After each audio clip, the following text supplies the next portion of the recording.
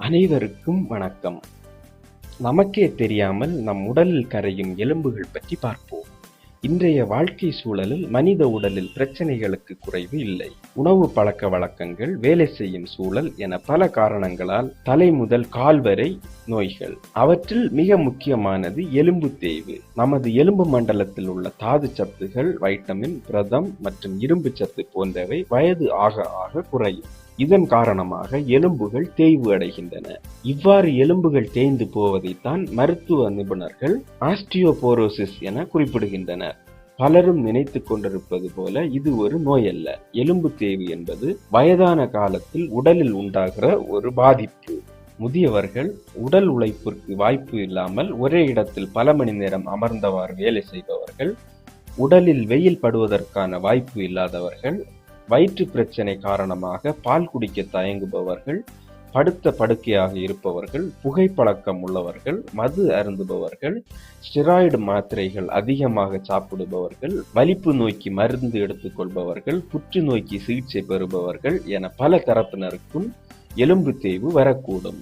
குறிப்பாக இப்பாதிப்பு பெண்களையே அதிகம் தாக்கக்கூடும். முக்கியமாக 50 வயது கடந்த பெண்களுக்கு ஹார்மோன்கள் மாறுபாடு காரணமாக மாதவிலக்கு நிற்கும் காலகட்டத்தில் எலும்பு தேய்வு வருவதற்கான வாய்ப்புகள் அதிகம். பெண்களுக்கு மட்டுமல்ல, அனைவருக்குமே வைட்டமின் மற்றும் புரத குறைபாடு, உடற்பயிற்சிகள் செய்யாமல் இருத்தல், குளிர்சாதன வசதி உள்ள இடத்தில் வேலை செய்தல் போன்ற காரணங்களால் எலும்பு தேய்ந்து போகக்கூடும். முதியவர்களுக்கு வயது காரணமாக எலும்புகள் தேயத் தொடங்கும். அவர்கள் கீழே விழாமல் பார்த்து கொள்ள வேண்டும். அவர்கள் பாதுகாப்புடன் நடந்து போவதற்காக வீட்டில் தேவையான இடங்களில் கைப்பிடிகள் பொருத்த வேண்டும். தேவையில்லாத தரை விரிப்புகளை அகற்றுவதும் நல்லது.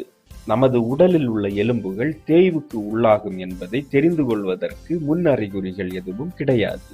எலும்பு முழுவதும் தேய்வு அடைந்த பிறகுதான் அதற்கான அறிகுறிகள் கொஞ்சம் கொஞ்சமாக வெளியே தெரிய ஆரம்பிக்கும். உடல் களைப்பு மற்றும் வலி, சிறிய அளவில் அடிபடுவதன் காரணமாக இடுப்பு எலும்பு, முதுகெலும்பு ஆகியவற்றில் முறிவு ஏற்படுதல் ஆகியன எலும்பு தேய்ந்து போனதற்கான அறிகுறிகள் ஆகும். ஒருவருக்கு எலும்பு தேய்வு அடைந்துள்ளது என்பதை ஸ்கேன் மற்றும் எக்ஸ்ரே எடுப்பதன் மூலம் அறிந்து கொள்ள முடியும்.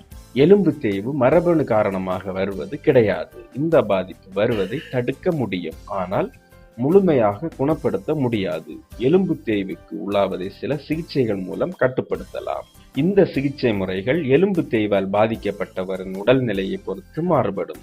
நடத்தல், யோகாசனம் செய்தல் போன்ற உடற்பயிற்சிகளுடன் உணவிலும் கவனமாக இருக்க வேண்டும். காய்கறிகள், கீரைகள் ஆகியவற்றை உணவில் நிறைய சேர்த்து கொள்ள வேண்டும். கால்சியம், இரும்பு சத்து அதிகமுள்ள பிராக்கோலி சாப்பிடலாம். அன்றாட உணவுடன் தேவையான அளவு கால்சியம், புரதச்சத்து ஆகியவற்றையும் சரியான விகிதத்தில் சேர்த்து கொள்ள வேண்டும். உணவில் அதிகம் உப்பு சேர்ப்பதை தவிர்க்க வேண்டும். அசைவ உணவு வகைகளில் மீன், சிக்கன் சாப்பிடலாம். முட்டையில் மஞ்சள் கருவை தவிர்த்துவிட்டு வெள்ளைக்கரு மட்டும் உண்ணலாம். மஞ்சள் கருவில் கொழுப்பு அதிகம். கொழுப்பு அதிகமுள்ள மட்டனையும் தவிர்ப்பது நல்லது. எலும்பு தேய்வை கட்டுப்படுத்துவதற்கான இறுதிக்கட்ட சிகிச்சையில் எலும்பின் ஆற்றலை அதிகப்படுத்த வேண்டும். இதற்காக ஆண்டுக்கு ஒரு முறை எலும்பு முறிவு மற்றும் மூட்டு மாற்று அறுவை சிகிச்சை மருத்துவரின் ஆலோசனைப்படி ஊசி போட்டுக் கொள்ளலாம். மேலும் வீடியோக்களுக்கு சேனலை சப்ஸ்கிரைப் செய்யுங்கள்.